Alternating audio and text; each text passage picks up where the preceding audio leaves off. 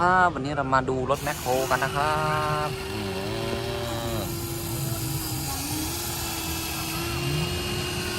ดูนะครับเป็นสีเขียวอันนี้ตกแต่งเป็นสีเขียวนะครับมีไฟตรงคนขับด้วยแต่วันนี้คนขับไม่อยู่นะครับนะ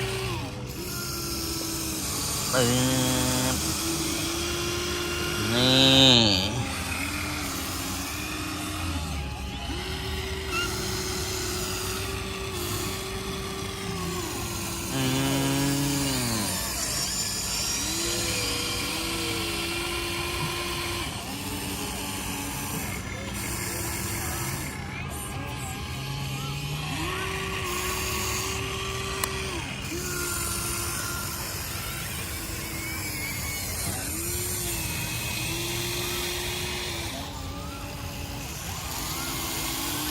นี่นะครับตักเป็น2กองเลย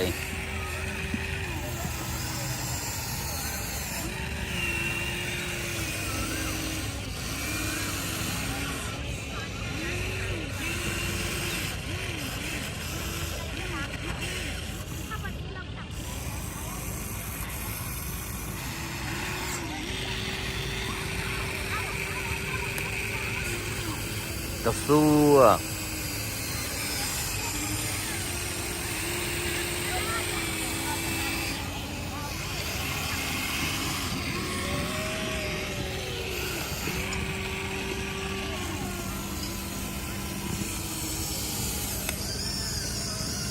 โอ้ตักอย่างหนัก